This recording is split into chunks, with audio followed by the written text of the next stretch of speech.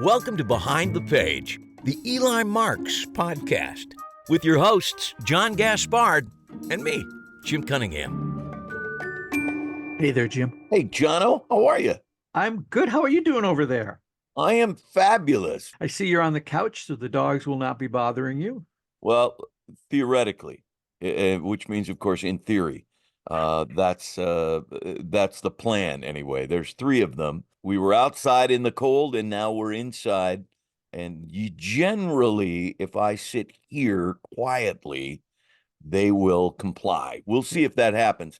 Well, the only thing we're going to have to worry about now is the clock that dings every 15 minutes. Which I normally am able to edit out. Listeners don't realize how often the clock is edited out, how often your dogs are edited out, how often my dogs are edited out. It'll be a much longer podcast. So to keep it at a reasonable length, we are in season 4. We are in episode 3. We are just sailing along, have a great time. We have a wonderful interview today with the charming and funny Rachel Wax. Yeah, she is really both charming and funny. And in listening to the interview for a second time, I am so hot to get in the car or get on a plane and go to New York to see Speakeasy. I can hardly finish this podcast. I want to go. Okay, well, we got to finish it. So hold on Okay. tight. All right. I almost stood up, but then the No. dogs will go crazy. So We don't want that. We No. don't want that. No, Rachel was really charming and funny. I first saw her on Fool Us and made a note that we had to talk to her. She just was, like I say, charming and funny, and it was a great routine. And I thought, oh, this is a perfect up-and-comer that we need to talk to. Absolutely. And you were right on all counts, as you generally are. Now, going into this interview, I remember the first thing we had to get straight was just exactly how many magicians that we have talked to in the past who got into magic via their fathers. Okay, Rachel, so jumping right in, I understand that you learned magic from your father. Now, Jim, let's think back to all the magicians we've talked to. I know Jeff Altman learned magic from his father. I'm trying to think, is there anybody else we've had on who learned magic from their father? And in the case of Jeff, he learned magic and then became an impressionist and a comedian and didn't go back to magic until he retired. So I can't think of anybody else who strictly... Yeah, John, the charming woman in France that we talked to. Well, yes, Yeah. Alexandre de Vivier. Well, duh. I probably should have got that one right away. That's what that's why it's good that we're, two and not just one. Yes, because I've met her father. I should know that. Yeah. Anyway, do you remember the very first magic trick you ever saw?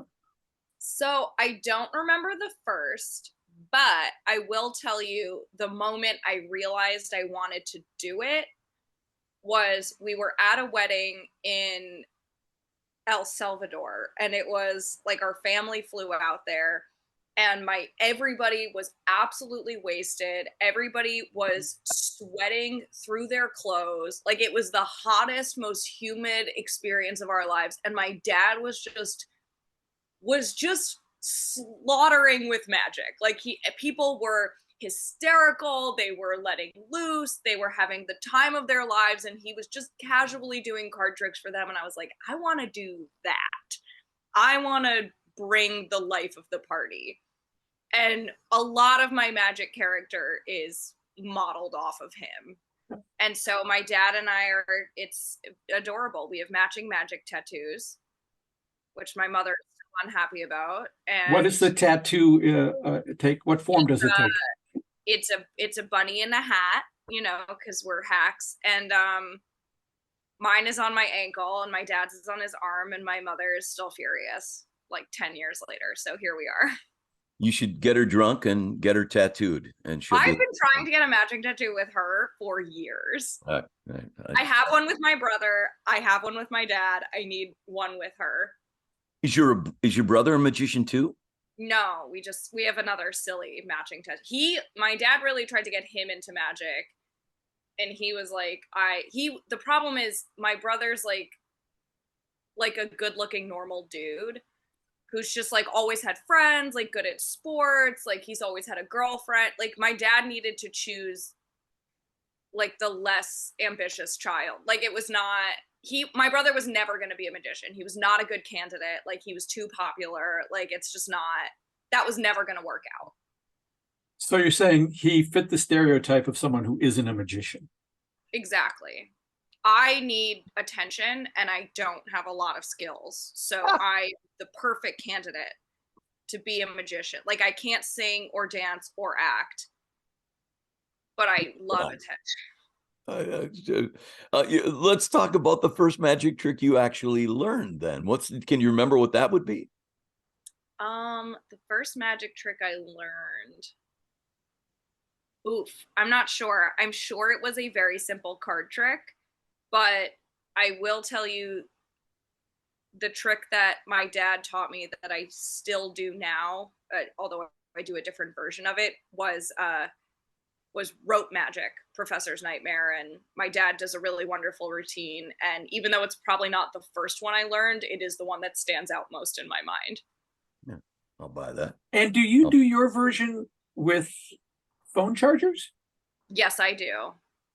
I saw that. That's really clever. She took a classic. She made it relatable, folks. We love to see it. Well, it's Professor's Nightmare with phone chargers. It must be a video out there because I saw it, so I'll put it into the show notes. There's like 800 videos of me doing it, and well, I'd love when someone takes a classic trick and makes it relatable and real. Our Jim and I have a mutual friend named Lloyd Brandt who plays a chicken at Renaissance festivals. And I told him he's the only one where it has ever made sense for someone on stage to be dealing with an egg bag, because it makes perfect sense. Yeah. He's a chicken and it's disappearing. And your use now of such a modern, something that everybody has or is always looking for, really, really nice, really smart. So I understand that you and your dad performed while you were in high school. Was that a one-time thing, or did you have an actual act where you went around to Kiwanis clubs and things like that? We did it 2 years in a row, but it was only at my high school. It was so much fun, and it was such a terrible show. Like, it's not good. Like, I'm not proud of it. Like, I don't look back and think like, wow, what art that was. But it was so fun, and like I built all the props out of cardboard, and everyone at my high school came, and we like sold tickets to raise money for the art department, and it was just the most wholesome thing a teenager can do, I think, is put on a magic show with her dad at the high school. I got to agree. Sorry. What were the elements of that act? So by the way, it wasn't like we didn't do anything together. We would sort of like, it was me, my dad, and like one other kid in high school who did magic. And we recreated some like large scale stage illusions out of cardboard. So they were, terrible looking. But then we also did, if there was rope magic. I think the other kid did cups and balls at one point. There was a little bit of mentalism. It was a lot. I mean, we were young and cute. I will tell you, the video is buried on YouTube somewhere under like a fake title. So don't try to look for it. But there was one really great comment on it. Because most of the comments are like, boy, these kids sure are scrappy. I hope they're still doing magic. And one person wrote, Penn and Teller are so much better than them. And that comment is burned in my mind forever, because I was like, good, that I should hope so.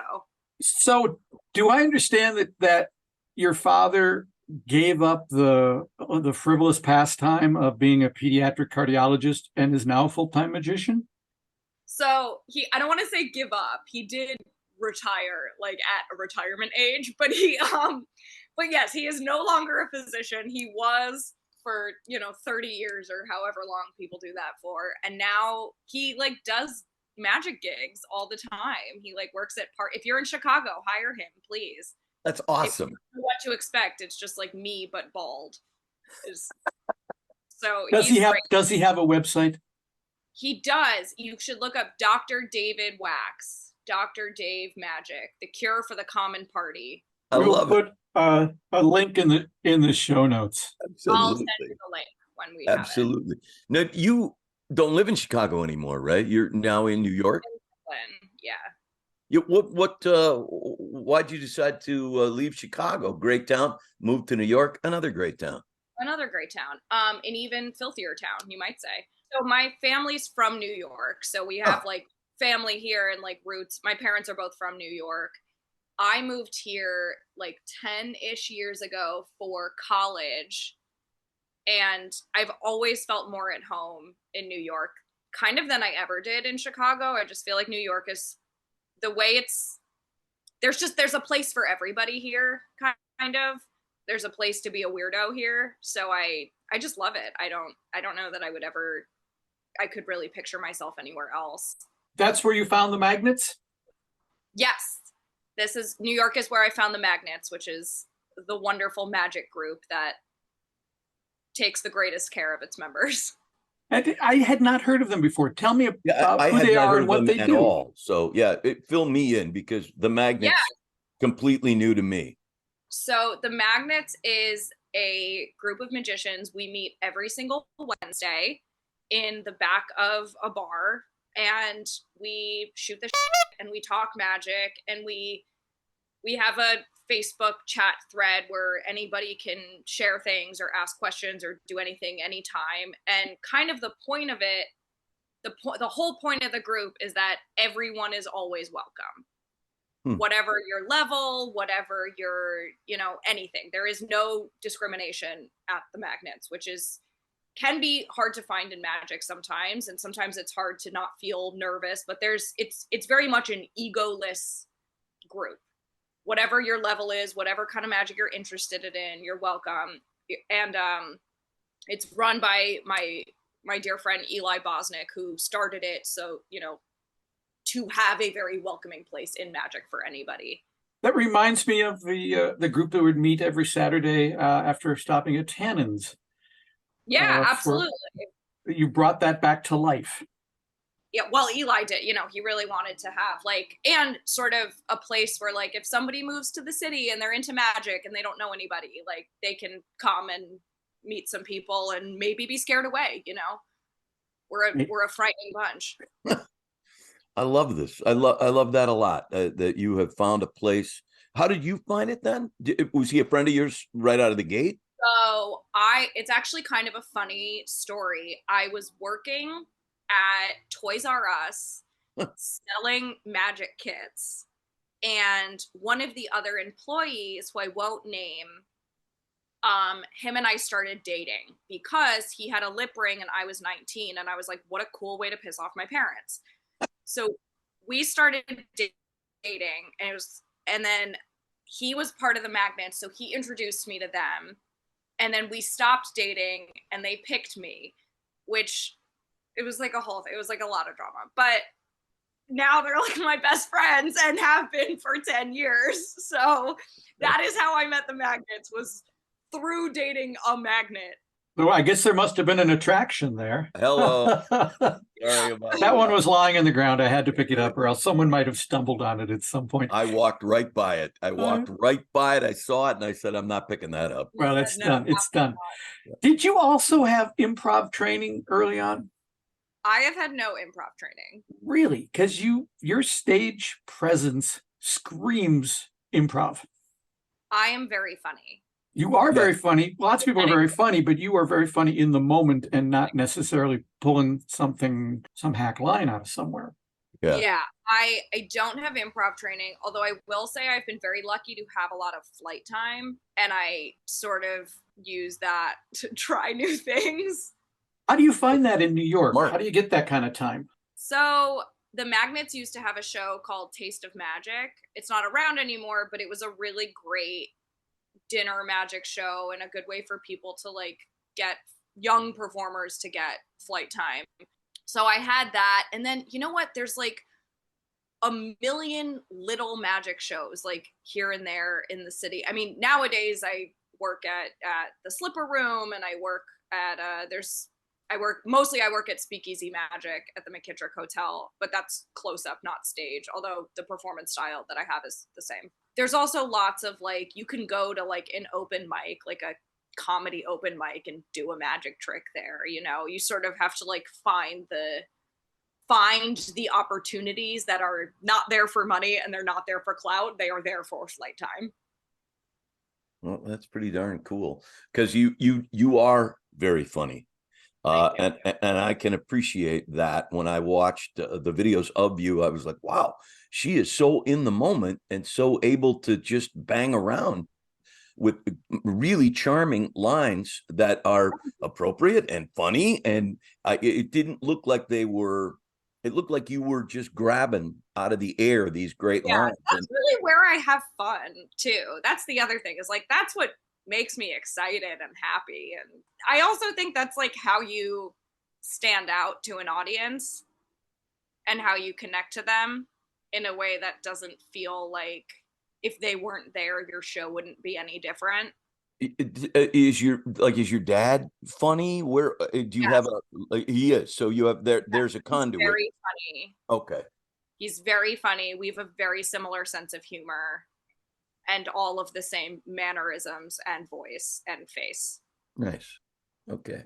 So that flight time, I imagine that's what gave you the confidence to be funny in the context of doing a magic trick, because I know many magicians. I am not a magician. Jim is only partially a magician, but I know you can get so caught up in the mechanics of what you're trying to do and all of that, that having that extra level going on of not only am I doing that, but I'm actually listening to what you're saying and I'm responding appropriately. That's a hard thing to learn, isn't it? It is. Yeah. For me personally, I have to get really comfortable with the mechanics of something before I can switch the other cylinders on in my brain that are doing that improv and doing that quippy humor. So what I'll sort of do is like build in some lines and some moments into a routine while I'm getting comfortable with it. And it will just sort of continue to get better and change over time, because all my favorite lines, I didn't sit down and write. They came to me in the moment and then I added them in as a permanent fixture. So I definitely try to not do both at once. I try to get the mechanics of something really comfortable and then over time add in more and more and more of that improv and quippiness and that kind of banter. That's a smart way to do it. Yeah. Very good. Very workable. Very sadly, it's I don't think something that most, I mean, I think you're that's a gift, I guess is what I'm saying. It's not something that even a guy or gal who has a lot of experience, if you don't have that sort of natural ability, which you seem to have, that's a tough way to learn. But it is tough. Yeah, definitely. Easy in your hands and in watching you on stage. Yeah.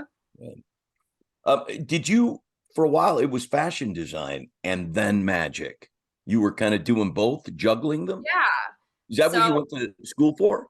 Yeah, so I went to school for fashion design. I always wanted to be a fashion designer my whole life. That's all I wanted to do. And I did it for a bunch of years. And then magic sort of started to pick up a little bit more and more on the side. And then I started doing speakeasy magic.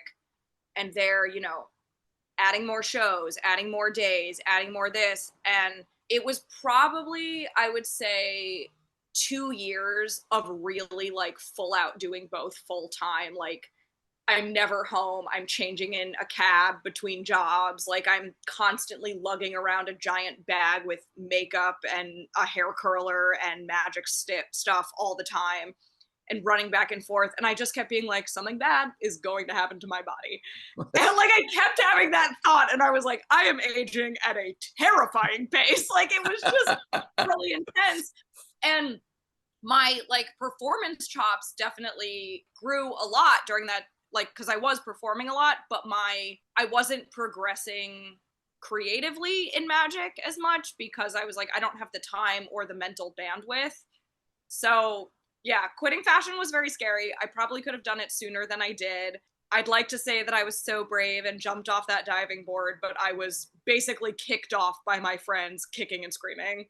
And it was coming from so far away that my bosses were like, oh, sure, of course. Well, I mean, we figured as much. Like nobody was upset that I was quitting. They were just like, I mean, we'll miss you, but like, duh. I've never quit a job where they like gave me a big Starbucks gift card as a farewell gift. So most magicians out there who are, let's say, semi-professional, who are making some money of it, also have day gigs. Having gone through that for 2 years, do you have any tips for the best way to make it through if you're balancing trying to earn a living, but also trying to get gigs? I think every time a gig comes up, like your gut reaction is like, let me do anything to get this gig, whether it's lower my price or go super far out of my way or do this, that, or the other thing.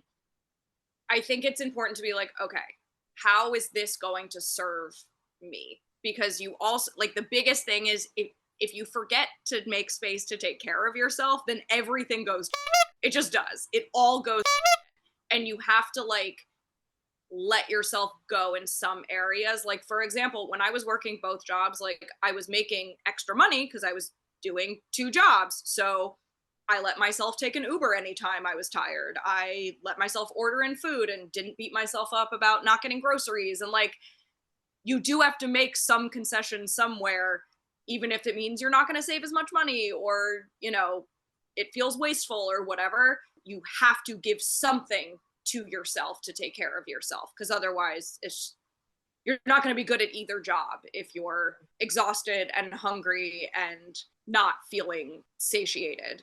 That's smart stuff right there, because I think too many performers, all of us, neglect that little piece of advice, that there is a certain amount of time that I have to simply be down, or I can't be up when I need to be up. So yeah, and sometimes you have to say no to a gig. Like sometimes you just have to say no, and that's really hard because in any type of freelance work, you're constantly like, you don't know when the next thing is, so you don't want to say no to anything, and that's really hard.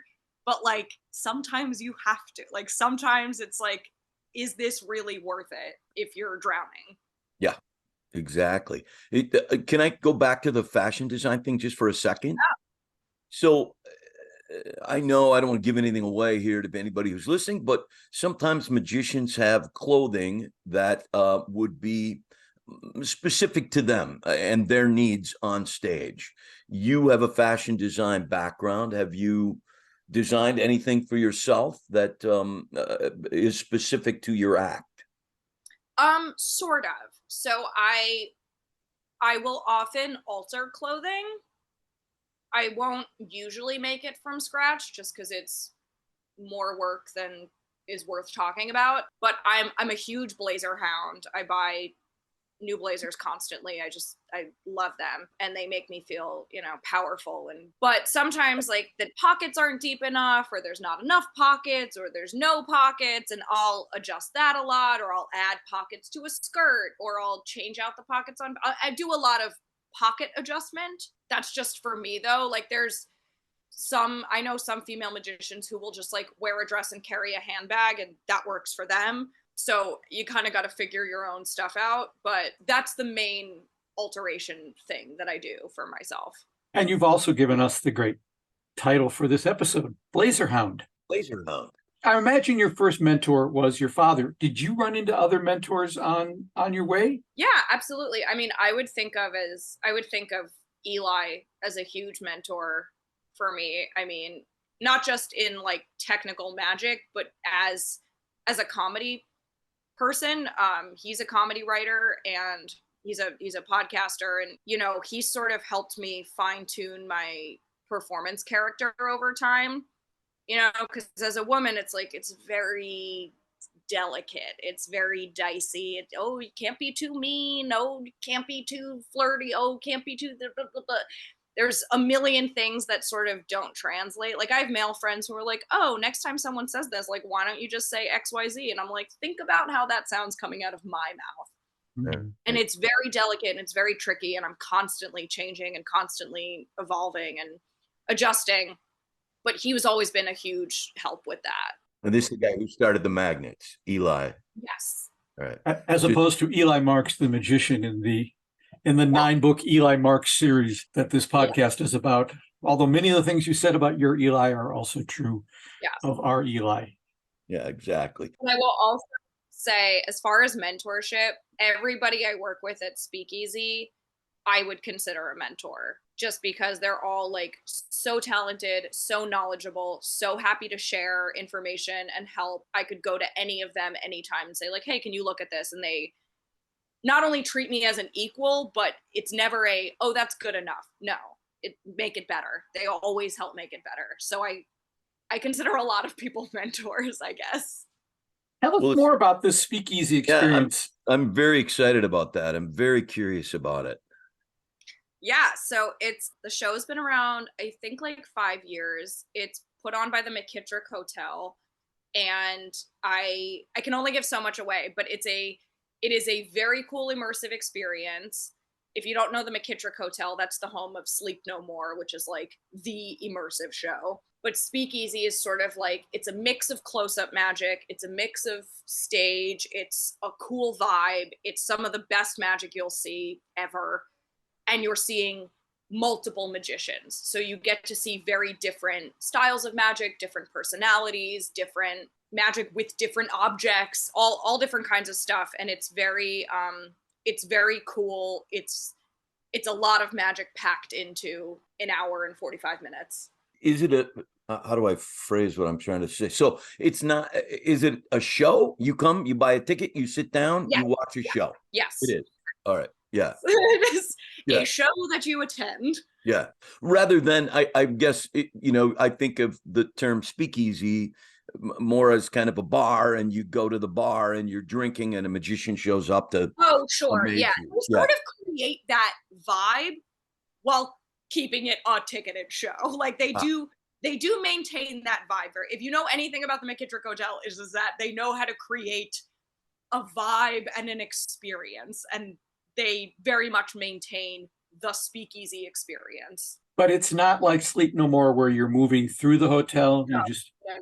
You're in one place and you settle down. You are in one place. We come to you. Okay. All right. Well, I think the road trip is in our future, Jim. I'll drive, John. I'll drive, or we'll fly. I don't care how we get there, as long as we get there. Flying isn't a road trip. That's a sky trip. Sky trip. I don't care how we get there. I'll take a train. You can ride I'll give you $1 on the back of my bike, but we got to get to this. You got to get to so this. Cool. Yeah. Who's the host of that show? Are you? The host is Todd Robbins. Holy crap. He's incredible. He is a legend. He is a sideshow and magic legend, and he really sets the tone for the show. I think he and Teller did a show together, didn't they? Yes, they had a show, Play Dead, a bunch of years ago. Which I would love to have seen and didn't. Yeah, but he's the host and very much the ringleader, I would say. Very nice. That's a good ringleader. Yes, very much so. Good for you. Well, speaking of Teller, the first time I saw you was on Penn and Teller Fool Us. We've had many of our friends appear on there, from Suzanne to David Parr, Morgan and West, our best magician pals. It looked like you had a great time. Was it a great time? It was a great time. I filmed on my birthday. Oh. So that was wonderful. It was like a very smooth experience. Like I had a lot of anxiety going into it, obviously, and I was very nervous, but they run such a tight ship there, and like the whole experience was lovely. Like I felt very taken care of. I felt really happy with how the edit came, like how the whole thing came out at the end. Like Penn and Teller were both delightful. I got to be like a little bitchy at the end, which is just like my vibe. And it was great. Like I can't say enough good things, except that I had terrible anxiety the whole time. I did have an awful experience going home, which is like a fun story if you'd like to hear it. As long as it ends well. I mean, like I'm here, so I guess it's fine. Okay, good. So it was a lot of adrenaline because it was my birthday. It was this, which I planned, Hey, this is John, just stopping the podcast for just a second here. Rachel's about to tell a story about flying home after doing Penn and Teller's Fool Us. Great story, funny story. However, in order to include it in the podcast, I would have to do so much beeping that it would just be about a 2.5-minute tone. And so I cut it out. It's its own separate little video on our YouTube page. Behind the page, the Eli Marks Podcast YouTube page. On the YouTube page, I can indicate something's of an adult nature, and it's not a problem. If I leave into the podcast here, then I've got to say the whole podcast is explicit, and that's not what we want to do here. So, if you want to hear her story, which I recommend, go over to our YouTube page, listen to it there. You'll find a link in the show notes. Otherwise, let's get back to Rachel talking more about her Fool Us experience. But the routine was great. You said you'd worked on it for quite a while. Was that the only thing you offered them, or did you give them some different stuff? And I offered them one other routine, and they wanted this one, and it changed a lot. Without giving anything away, can you kind of just highlight what changed? Wait, can I ask you? I want to know if the routine changed once you got to Vegas and started working with the Fool Us crew, or if it changed. When did it change? So that routine started as Bill to Lemon, which is like a classic. And then I spoke to Jamie Ian Swiss, and God bless his soul. I was like, can you watch this video of me? And he was like, hey, you're doing a really bad version of that trick and you're not doing it well. And I was like, sick, tight, thank you. So I changed it to be card to cliff, but like it changed from cards to money to this to that. There was a torn corner, then it was a serial number, then it was a signature. Like it went through so many iterations. The actual method I used came out during the time where you don't go to Vegas to work on it with them, but you sort of have like Zoom calls with them, many Zoom calls with, the producers. You know what? That's the first time anybody has ever said that to me. John, do you remember any of the other Fool Us conversations? Yes, not only that, but Mike Close. I believe when we talked to Mike Close, he was about to go. He had to do a Zoom call about someone tweaking the routine. Oh, I did not. I thought he was just talking to the people at Fool Us. I did not know that they helped you along the way. Yeah. Oh, yeah. Because they want to make sure that, like, because also they'll change. They'll help, like, they'll say, I don't think that line's going to play. They know everyone who's been on it. So they can go, oh, you know what? We had a guy say that once and it wasn't that funny. Or they can help adjust it. That is a new level. And I don't know if the listeners are as surprised as I am, but that's a new level. I did not know that they were that involved along the process. I thought that kind of stuff happened once you arrived. Oh, no. Oh, my God. It's like months of calls with them. I was very much not going in with the intent to fool them. I think a lot of people talk themselves into thinking they're going to fool them and are really disappointed after, and that's a bummer. I mean, it's awesome if you can fool them, but like it's not why I went on the show. Like I went on the show to showcase myself as a performer and have a good segment and do it because it's an awesome thing to do. But like I wasn't kidding myself. Like I wasn't like, I bet this will really get them. Well, the routine is spectacular, and Penn at the end of it nailed it. As far as I was concerned, you were in every way charming, funny, magical, mysterious. I mean, it was just great. And that'll be in the show notes too, won't it, John? We will have a link to that in the show notes. I recommend you watch that. Yeah, it's really fabulous. Very good. Yeah. So you've pretty much grown up in magic. We have two different kinds of magicians on this show. We have the ones who get the magic kit at age 8, or in your case, have a father who trains them in. And then we have the ones, the Rob Zabreckis of the world, who stumble into it later. You've seen a lot of magic in your short life so far. Well, how do you think the world of magic has changed since you've been aware of being in it? Let me talk about how I think it's changed for women. I feel like there are more and more and more women in magic. And even though it can still be a kind of hostile place to be a woman, I do think it's going in the right direction.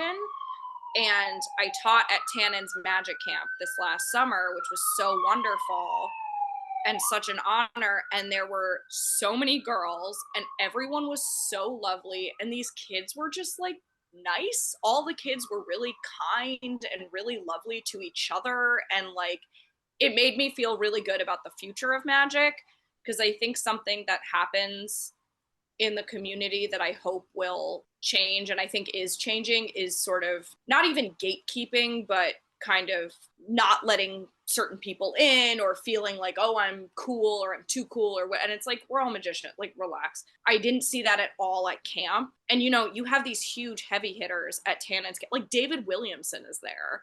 And he's just there chit-chatting with any child who wants to talk to him. Like I'm standing there like, oh my God, it's David Williamson. And these kids can just go up to him and talk to him, and he's lovely and just chatting with any child who needs help with anything. And like, I think that sets a really great tone for magic going forward.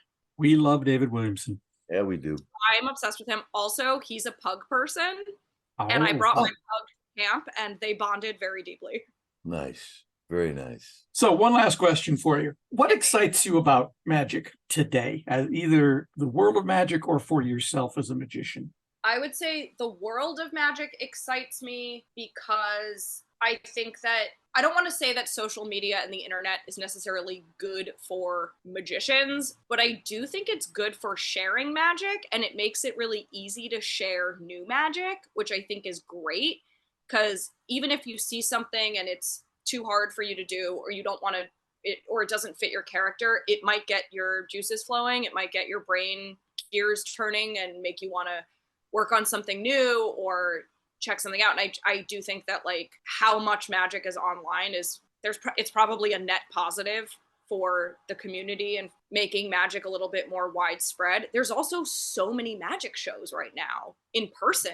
And I think that's awesome, because seeing people still being excited to go out and see live entertainment is awesome. As far as magic for myself, I am very excited for projects that I'm working on, and I am excited to sort of explore other parts of myself as a performer. Part of the fun of magic, I think, is that there is sort of an endless amount of it to learn. So it's kind of hard to get bored because there's always something you don't know, or there's always something you can get better at. It's kind of an endless thing, which is daunting at times, but it's kind of nice that I can like go to one of my buddies at Speakeasy and be like, hey, I want to learn a new type of card control. Like, can you recommend something to me? And they can go, yeah, here's this book, and I'll send you a video on it. And it's fun. It's fun to work on stuff. It's fun to try new things. It's fun to work on new things.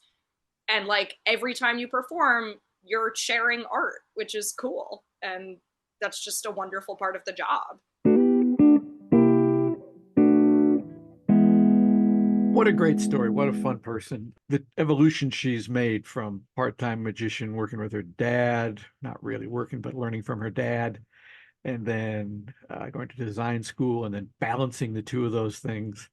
And then her sort of mantra of I do want to bring the life to the party, which there's clips in the show notes of her performing. You'll see that that's exactly what Rachel does.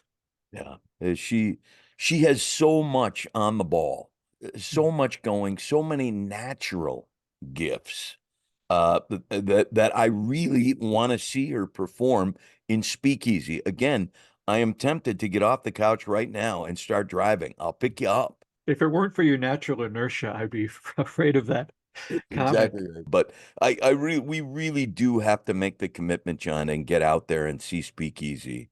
There's so much there for me. If we're to do that, Jim, then we got to drive, and then we got to go through Chicago and see Chicago Magic. And we absolutely do. It's we're going to barnstorm this great country of ours, ladies and gentlemen. Stay tuned for more updates as we get in the car and start driving across the country. First to Chicago, then to New York, and then all the way to LA, because I've got to see the Houdini seance with Rob Zabrecki. Yes, so glad we got to touch on that last episode. Some nice comments came in on that. Still get nice comments on George Campbell, episode 1 of season 4. As well we should. He was terrific. And you know what? Rachel said something that made me think, oh, that's similar to how can I get better at there's always something you don't know that you can get better at. Yeah. Which reminded me of George's, I've got a limited supply of old stuff, but an unlimited supply of new stuff. So the smart people are telling us something that I absolutely have to take to heart. Yeah, it's a paradigm shift, as they say, in your thinking. to look at your material that way as having an unlimited supply in the future, and not feeling like you're saddled with what you already have. Another thing I thought was really fun that came out of that interview was her comment about learning to say no and taking care of yourself, not running yourself into the ground because you think it's the only way to be successful. It's a really difficult thing as a freelancer myself. That's a really difficult lesson to learn. And every time I think I've learned it, I fail. It is so hard to say no to someone offering you work because, as Rachel said, you just never know. This could be the last offer I'm going to get ever. Yeah. So it is a hard lesson to learn, but so important. And she's dead on. Yeah, and I like the little ways. I'm not going to beat myself up for ordering food. I'm not going to, those kinds of little things that you can do. Terrific. To take care of yourself. Yeah. Yeah, makes perfect sense. If we titled these episodes, I think I mentioned in the interview, we'd call it Blazer Hound. And if you go through some of the links we have of Rachel, you'll see the different blazers that she wears. And speaking of going through the links, there is a link in the show notes, as I mentioned in the interview when I did that little meta thing stepping out. We do have the bonus video of Rachel flies home from Fool Us and the story that she tells there. Hysterical. She's leading us in a brand new direction. Yeah, we're working blue from now on. Exactly. Okay, I am ready to read. We're up to chapter 3 of The Miser's Dream, everybody. John, any chance you'd be willing to just recap for me and everybody, really, what happened in chapter 2? Sure. Well, in chapter 2, the police got to work getting into the projection booth where the body that Eli saw was. Homicide detective Fred Hutton arrives. We meet Tracy, who's the theater manager, and Eli realizes there's a big old envelope of cash in the booth.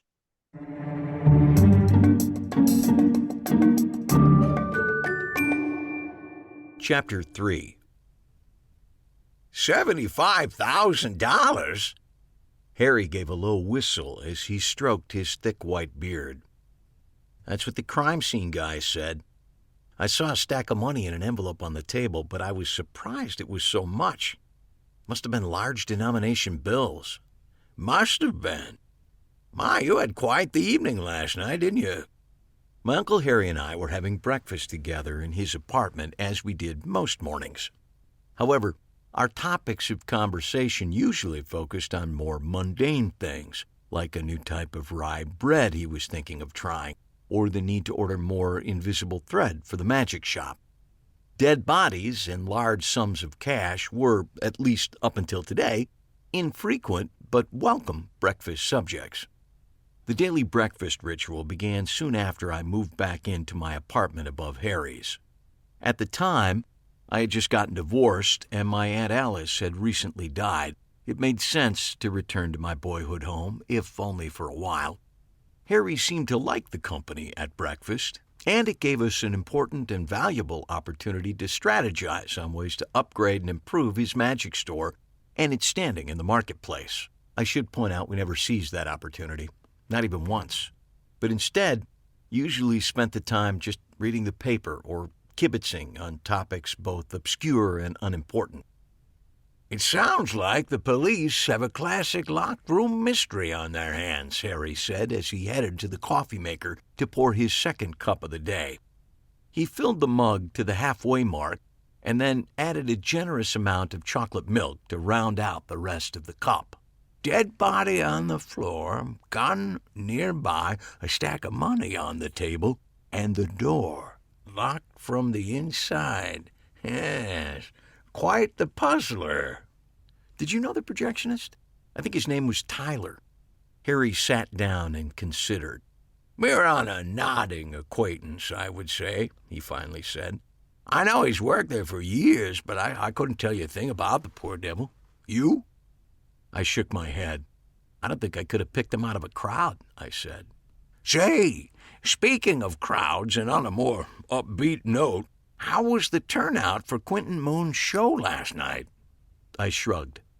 Good, I suppose. I didn't see any empty seats, but it's hard to tell how many more that room could have held, I said, trying to sound as nonchalant as I could. Marvelous show, wasn't it? Harry continued, stirring his coffee so the dark brown liquid transitioned into a milky gray. Didn't you love it? I shrugged again and picked at my toast. Harry leaned across the table. Are you saying that was not one of the finest magic shows you have ever seen in your entire life? He said, his voice rising to an incredulous pitch. Are you seriously saying that? How can you be saying that? I'm not actually saying anything, I snapped, but you're talking so much you can't tell. Harry leaned back in his chair and studied me closely. Do I sense a visit by the green-eyed monster, Envy? He said quietly. Is that who has landed at our breakfast table this morning? No, I lied. I thought he was fine. Nice show, very nice show. Nice. Can you damn him with any fainter praise than nice? I don't know what the big deal is, I sputtered. It was a good show, very competent. The audience loved it. What do you want me to say? Nothing, Harry said quietly. You've already said volumes. Mercifully, my phone chose that moment to beep, signaling the arrival of a text. I pulled it out and gave it a quick look. It's my agent. She has work for me. I should go call her. By all means, Harry said. Leave your dishes. I'll straighten up. You go call your agent about your work. He spit out the last 3 words with a biting precision and then got up and began to clear the table. I took my phone and headed to the door, happy to have an excuse to leave.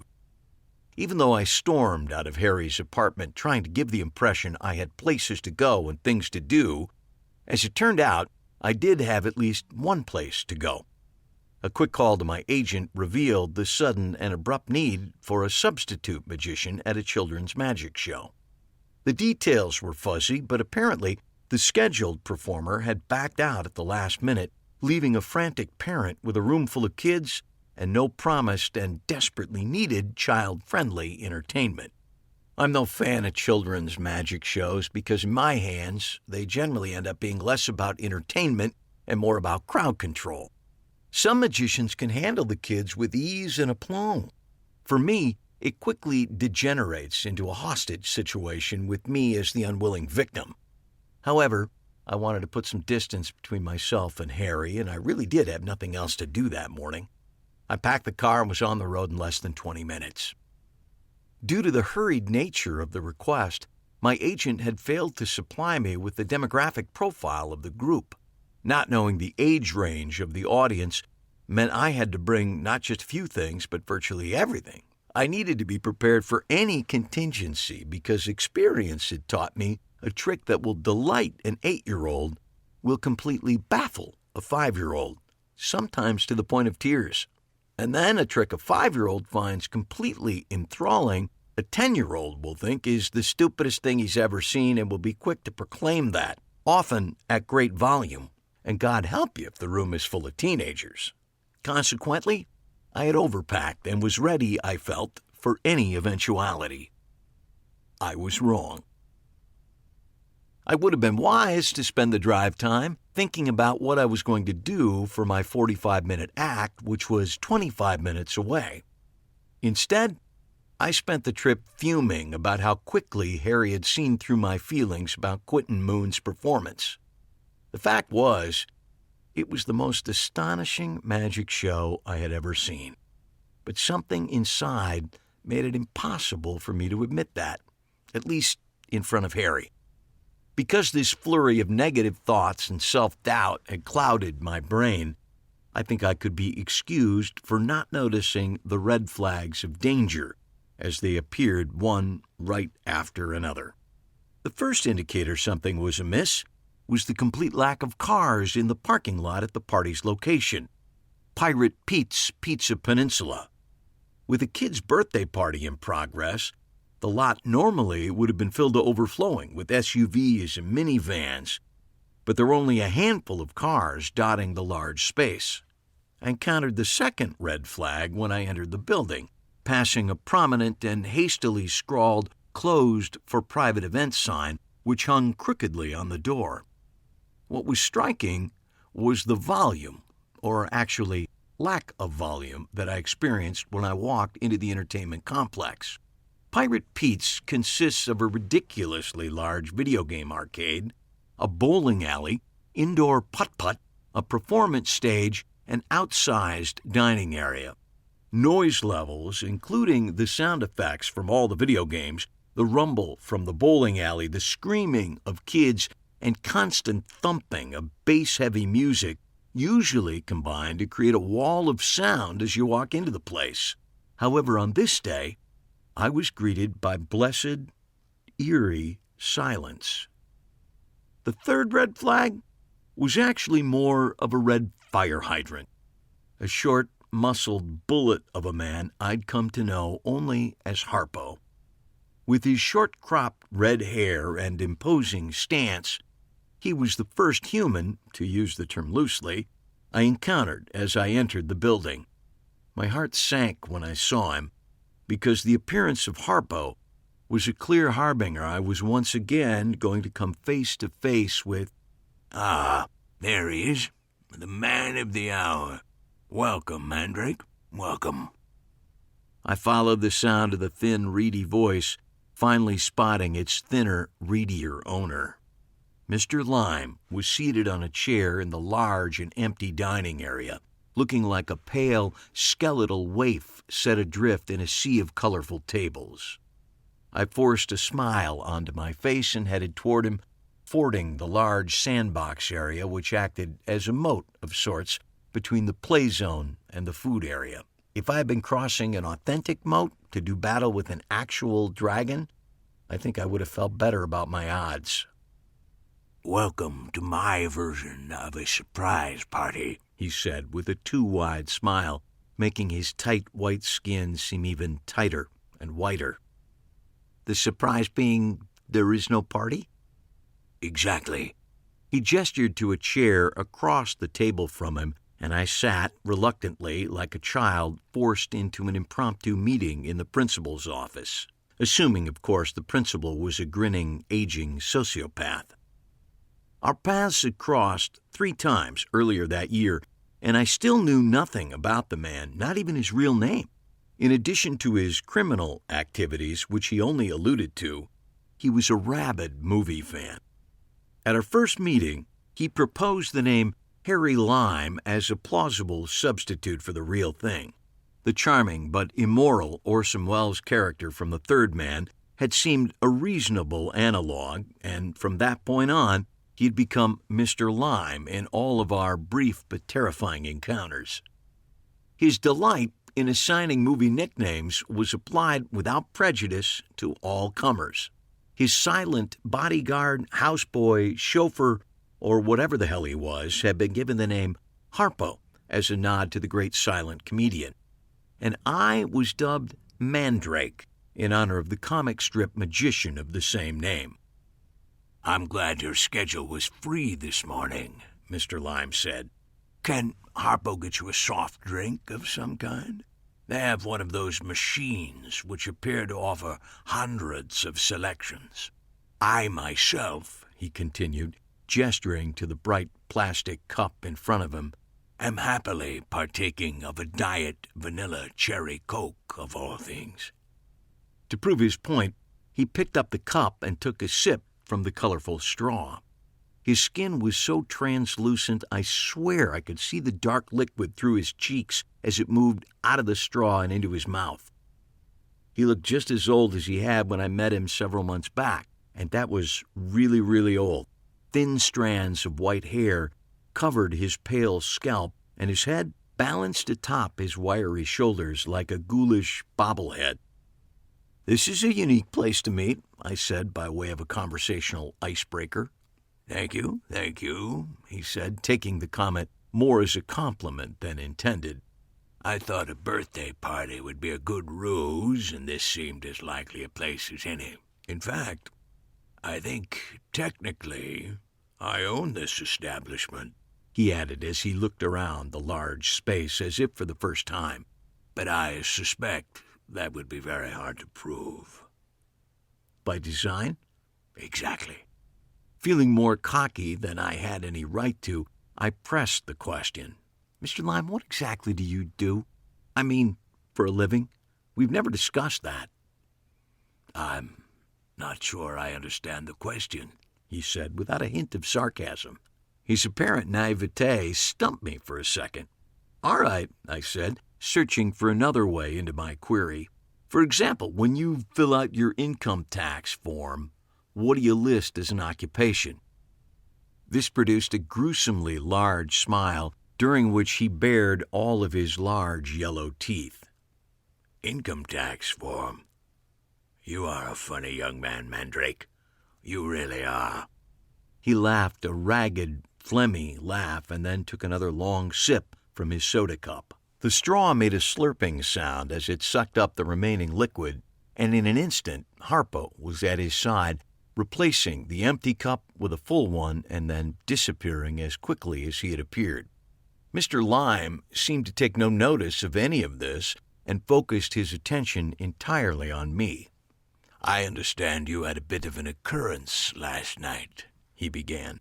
For a brief instant, I thought he too was going to launch into a lecture about what a freaking great magician Quentin Moon was. But then I realized he was referring to the murder at the movie theater. Oddly enough, that felt like a much more comfortable conversation topic. I suppose I did, I said. It's not every day you look out your window and see a dead body. For some reason, this produced another slight smile on Mr. Lime's thin lips. No, I imagine for you, that is a rare incident, but as you've doubtless assumed, that's what I've brought you here today to discuss, if you don't mind. Never in the complete history of time has a question been more rhetorical. Sure, I said while nodding agreeably. It's your party. Yes, I suppose it is. He took another sip of his Diet Vanilla Cherry Coke. Walk me through what happened, what you saw, what you did, what you said. He gestured expansively with one hand while gripping the soda cup with the other. I sat back in my chair and began. Just as I had done with Harry an hour before, I recounted the key moments of the previous evening. Discovering the body, calling the police, watching them break into the projection booth, and the tableau they found when the door was finally removed. When I finished, Mr. Lime looked off into a corner of the room and smiled thoughtfully. He clucked his tongue. It looks as if our friend the projectionist got himself into a bit of a situation. Did you know, Tyler? I wasn't sure if the floor was open for questions, but Mr. Lime turned and once again smiled his toothy death mask at me. We had an oblique connection, yes, he said. But I should point out, while I have no actual correlation to the man's death, I do have an interest in it. Let's call it something more than curiosity. He leaned toward me, resting his weight on his arms as they rested on the table. I couldn't see his limbs through his black suit coat, but if they were as bony and frail as the rest of him, I worried for a moment his arms might give way under the strain. There were 2 film canisters on the floor? Yes, I said. Open? I nodded. Open and apparently empty. Tell me again what was written on them. Each had a white label stuck on it, I said carefully. With handwriting on each of them, one was labeled LAM number 1, and the other was labeled LAM number 2. He looked at me for a long moment, and then leaned back in his chair. He picked up his cup and took another long, thoughtful slurp through the straw. That is fascinating, he said, his voice just above a whisper. So very fascinating. He didn't seem poised to share why it was so fascinating, and I decided not to pursue it. I was weighing my next question, but before I could present it, he snapped out of his reverie.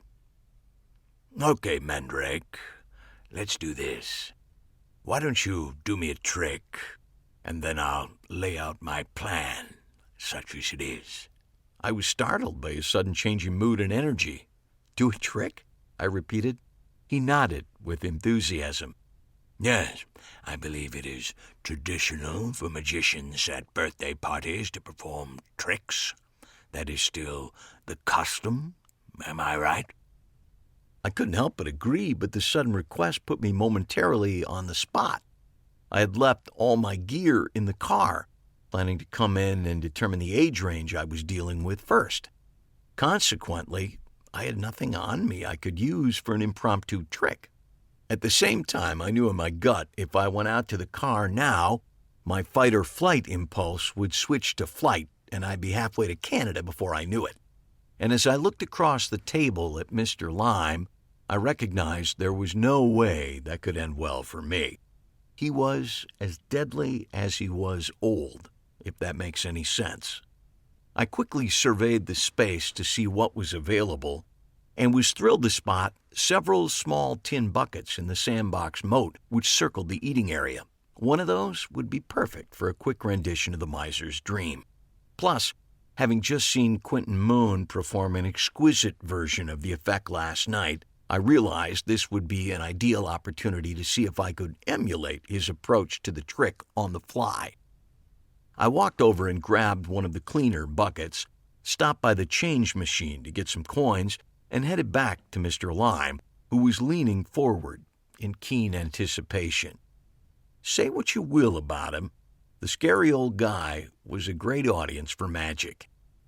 Many magicians performed the Miser's Dream to music, but Quentin had done it in complete silence, which only intensified the magic. Currently, the only sound in the room was coming from the refrigeration units behind the counter and a slight, persistent wheezing from Mr. Lime. I began the routine as I remembered Quentin doing it, reaching up into the empty space in front of me and attempting, again and again, to pull a coin out of the air. On the third try, it appeared between my fingers, and I held the coin over the bucket, letting it drop with a resounding clink on the bottom. While there are countless variations on it, the basic premise for the Miser's Dream is just what I demonstrated: pulling coins out of thin air or from behind someone's ear or out of their nose, and dropping these coins one after another into a tin bucket or other similar container. The bucket fills up magically with all these coins, just as a miser might dream. And then at the end, you reveal. You can go a lot of different ways at that point. In most versions, you do a final move of some kind and call it a day. But Quentin created a different and striking ending. He poured out all the coins, scooped them into his hands, and immediately poured them back into the bucket. Then, with a final flourish, he turned the bucket over, and only one coin tumbled out. He picked it up and held it up in the air. A moment later, it vanished, leaving him exactly in the same position in which he started. Quentin's rendition was truly a thing of beauty and as dramatic a piece of magic as I had ever seen. Since I was familiar with all the moves he made, with the notable exception of the disappearance of all the coins at the end, about which I didn't have a clue, it felt like a simple process of recreating each of the steps and, in so doing, recreating the routine. Simple in theory, but the further I got into the routine, the more I realized there was clearly something missing. I was successfully completing all the steps in the same sequence he had performed them, but something felt imperceptibly off.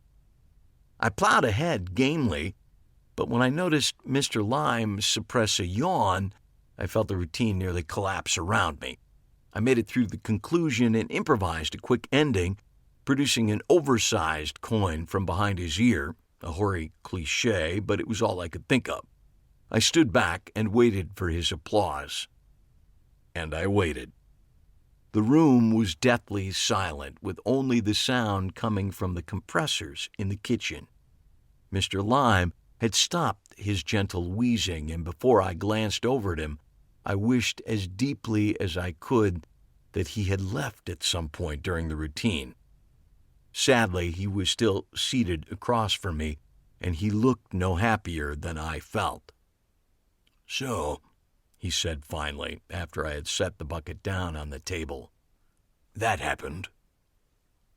Sorry you didn't enjoy it. He shrugged ineffectually. Perhaps it's my age. Do children appreciate that trick? Some do, I said. Children are notoriously harsh critics. Yes, so I've heard. One of the myriads of reasons I never had any. He moved the bucket aside on the table and gestured for me to sit again. Mandrake, about the murder of our projectionist friend, he said, his voice taking on a tone just above a whisper. I believe I have some information, an insight which might be of value to the law enforcement community. If I may bend your ear for just a few more minutes, I will share with you an offer I would like you to extend to them.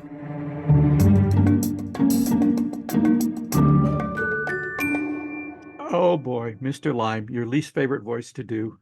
Well, it's only because I made a bonehead choice. It's not. I don't blame you. I don't blame Mr. Lime. I blame myself.